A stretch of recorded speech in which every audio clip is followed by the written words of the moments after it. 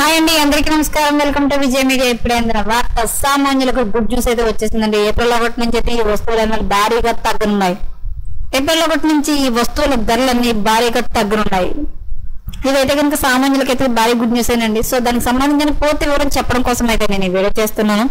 వీడియోని ఎక్కడ స్కిప్ చేయకుండా పూర్తిగా చూడండి, అప్పుడే నేను చెప్పే సమాచారం మీకు బాగా అర్థమవుతుంది.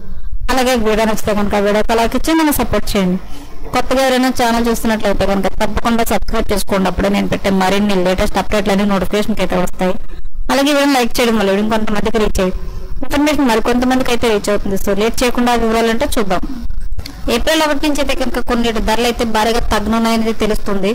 సో ఫిబ్రవరి ప్రారంభంలో కేంద్ర ప్రభుత్వం బడ్జెట్ ని ప్రవేశపెట్టింది. ఇందులో భాగంగా వివిధ వస్తువులపై దిగుమతి సుంకాలను తగ్గించాలని నిర్ణయించింది. దీని కారణంగా కొన్ని డబ్బులు తగ్గే అవకాశం ఉంది. బడ్జెట్ ప్రతిపాదనలు ఏప్రిల్ 1 నుంచి అంటే కొత్త ఆర్థిక సంవత్సరం నుండి అమల్లోకి వస్తాయి.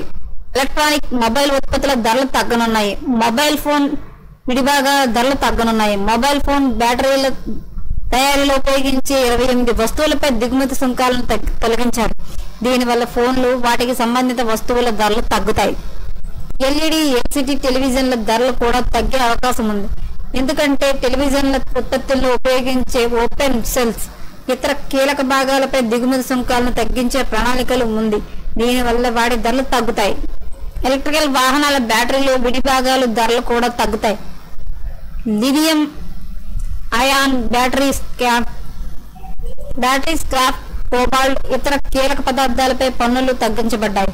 వీటిని తరచుగా ఎలక్ట్రికల్ వాహనాల ఉత్పత్తిలో ఉపయోగిస్తారు. దీని అర్థం ఈవీల ధరలు కూడా తగ్గవచ్చు. దేశంలో ఎలక్ట్రిక్ వాహనాల వినియోగాన్ని మరింత పెంచడానికి ఈ నిర్ణయం తీసుకున్నారు. అలాగే వైద్య పరికరాలు, ప్రాణాలను రక్షించే మందుల ధరలు కూడా తగ్గనున్నాయి. 36 కీలక ఔషధాల ప్రాథమిక కస్టమ్స్ సుంకం మినహాయించారు. ఇందులో కొన్ని క్యాన్సర్ మందులు కూడా ఉన్నాయి. ఇంకా కొన్ని వైద్య పరికరాలపై పన్నులు కూడా తగ్గించబడ్డాయి.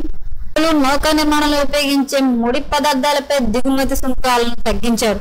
ఇది రంగంలోని ప్రజలకు చాలా ఉపయోగకరంగా ఉంటుందని చెప్పవచ్చు. చేపల హైడ్రోలైజేట్ పై కస్టమ్స్ సుంకాలను తగ్గించారు. దీనివల్ల వీటి ఉత్పత్తి ఖర్చు తగ్గుతుంది. దీనివల్ల వారి ఎగుమతులకు పెరుగుతాయి. ఇది సంబంధిత రంగాల ప్రజలకు ఉపశమనం కలిగిస్తుంది. అనేక వస్తు మిల్లులపై కస్టమ్స్ సుంకాలు కూడా తగ్గించారు. దీనివల్ల దేశీయ వస్తు ఉత్పత్తి ఖర్చు తగ్గుతుంది. వీటన్నిటి ధరలు తగ్గడం వల్ల సామాన్యులకైతే కొంతవరకు ఉపశమనం అయితే కలుగుతుందని తెలియజేస్తున్నారు. సో ఎప్పటికప్పుడు మరిన్ని లేటెస్ట్ అప్డేట్ల కోసం మన ఛానల్ తప్పకుండా సబ్స్క్రైబ్ చేసుకోండి. Thanks for watching.